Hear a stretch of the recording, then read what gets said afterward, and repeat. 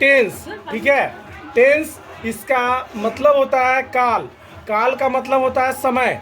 काल का मतलब क्या होता है? समय। तो देखिएगा, अब इसके बारे में जानेंगे। टेंस का मूल स्वरूप समय से जाना जाता है। काल के 3 प्रकार होते हैं। समय वास्तव रूप से 3 ही प्रकार के होते हैं।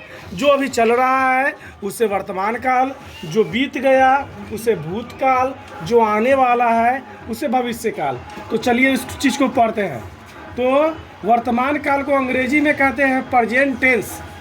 प्रेजेंट टेंस जो अभी चल रहा है वर्तमान में, जैसा कि मैं अभी आप लोग को पढ़ा रहा हूँ, मैं ट्यूशन पढ़ा रहा हूँ और आप लोग बैठ कर के ट्यूशन को पढ़ रहे हैं, यानी मैं जो पढ़ा रहा हूँ वो आप अभी वर्तमान में पढ़ रहे हैं, अभी के टाइम में पढ़ रहे हैं, तो वह वर्तमान काल हो गया।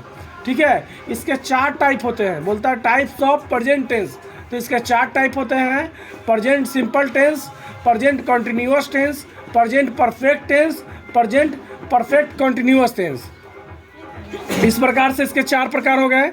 आइए बगल में यहाँ पर है पास्ट टेंस। ठीक है, जिसको भूतकाल कहा जाता है। पास्ट मतलब भूतकाल, जो बीत गया हो। जैसे कल मैंने संस्कृत पढ़ाया था, आज मैं इंग्लिश पढ़ा रहा हूँ, तो वो बीता हुआ चीज़ हो गया। और अभी मैं इंग्लिश पढ़ा रहा हूँ, तो ये प्रेजेंट यानी कि वही वर्तमान में चल रहा है। तो जो बीत गया उसे पास्ट टेंस कहते हैं। टाइप्स ऑफ पास्ट टेंस, इसके प्रकार। तो इसके भी 4 प्रकार हैं। Past simple, past continuous, past perfect, past perfect continuous tense. समझे, इसके भी 4 टाइप हो गए। अब आता है बगल में आपका, चलिए अंतिम होता है फ्यूचर टेंस। फ्यूचर टेंस मतलब भविष्य काल। ठीक है, जो आने वाले समय का बोध कराए। जैसे कि कल शनिवार है, जो आने वाला है तो उसका बोध करा रहा है, तो उसे क्या कहेंगे हम लोग? भविष्य काल। और इसके भी 4 टाइप होते हैं। Future simple, future continuous, future perfect, future perfect continuous. चलिए अब इसके बाद हम हर एक टाइप का ट्रांसलेशन कैसे बनाएं उसका तरीका जानेंगे। ठीक है, हर एक टाइप का। टेंस यानी कि काल। काल मतलब समय। ध्यान से इन चीज़ों को देखिए, एकदम दिमाग लगाइए। इजी वे में आपको ये पूरा समझ में आ जाएगा। एकदम एक एक चीज़ ध्यान से बताया जाएगा आपको। टेंस यानी कि समय, समय यानी कि काल। समय 3 भागों में बांटा जा सकता है। जो अभी चल रहा है उसे हम वर्तमान काल कह सकते हैं, यानी वर्तमान समय। जो बीत गया उसे भूतकाल समय, बीते हुए समय को जो आने वाला है उसे भविष्य काल कहते हैं। तो हर एक टेंस का अपना अपना प्रकार होता है। तो प्रेजेंट सिंपल, प्रेजेंट टेंस का 4 प्रकार होता है। Present simple, present continuous, present perfect, present perfect continuous. तो अभी हम पढ़ रहे हैं प्रेजेंट सिंपल टेंस। समझे, प्रेजेंट सिंपल टेंस। इसकी पहचान क्या है भाई? मैं जानूंगा कैसे? पहचान में आना चाहिए ना कि ये पढ़ क्या रहे हैं, ये कैसा दिखता होगा, क्या होगा। तो इसके लिए पहचान बताता है कि किसी भी वाक्य के अंत में ता है, ती है, तू है, ते है लगा रहे, यानी ता का स्वरूप लगा रहे। ता या तो, ठीक है, ता या तो या तू, ये सब लगा रहे, तो ये तुम्हारा प्रेजेंट सिंपल टेंस में आएगा। ठीक है, और इसके बनाने का तरीका, अब इसको बनाएंगे कैसे? तो इसका स्ट्रक्चर होता है सब्जेक्ट प्लस पीवी। पीवी मतलब प्रिंसिपल वर्ब 1, पीवी 5 और ऑब्जेक्ट, ये लगता है। ठीक है, अब देखिए PV1 कहाँ लगेगा, PV5 कहाँ लगेगा? तो ओनली PV5 आपका लगेगा थर्ड पर्सन के सिंगुलर में, यानी कि ही, सी, डैट, राम, श्याम के साथ ही PV5 लगेगा। अब आते हैं हम इसका एग्जाम्पल पर। कहता है इसका एग्जाम्पल, राम आम खाता है। तो राम क्या है? सब्जेक्ट है। Ram Yeats a mango. ठीक है, Ram Yeats a mango. Ram subject हो गया।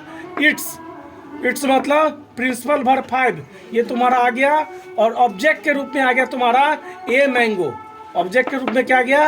एक, यानी कि राम क्या कर रहा है? खाने की प्रक्रिया कर रहा है। तो यहाँ पर इसी प्रकार से यह बनेगा। अब इसी चीज को निगेटिव में समझाया गया है। निगेटिव, सब्जेक्ट प्लस डू या does plus not plus verb one plus object, समझे।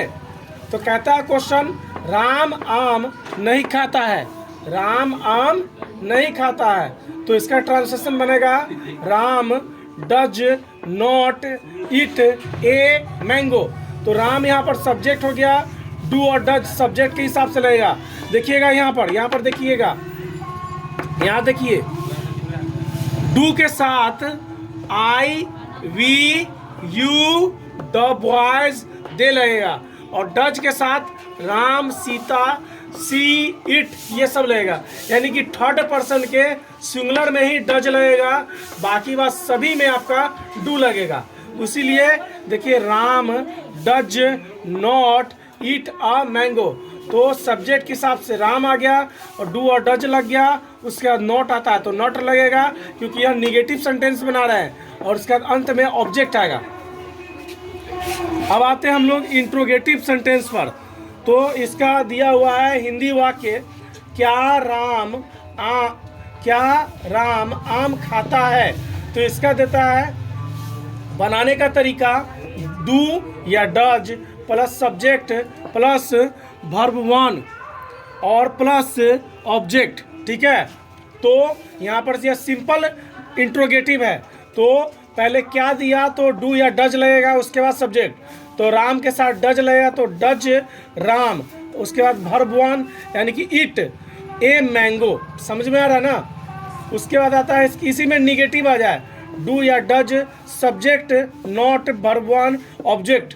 तो जैसे इसका हिंदी दे रहा है, क्या राम आम नहीं खाता है, तो देखिए यहाँ पे पहले क्या आ गया तो डू या डज लगेगा, तो इसके हिसाब सब्जेक्ट के हिसाब से डज लगेगा यहाँ पर, या तो डज राम, उसके बाद यहाँ पर नॉट दिया हुआ नॉट, उसके बाद वर्ब वन तो इट, और उसके बाद ऑब्जेक्ट जो है ए मैंगो। तो इसी हिसाब से यहाँ बनेगा। अब यहाँ पर आ जाइए आप इंट्रोगेटिव वर्ड टाइप का, इसमें इंट्रोगेटिव वर्ड वाला आएगा।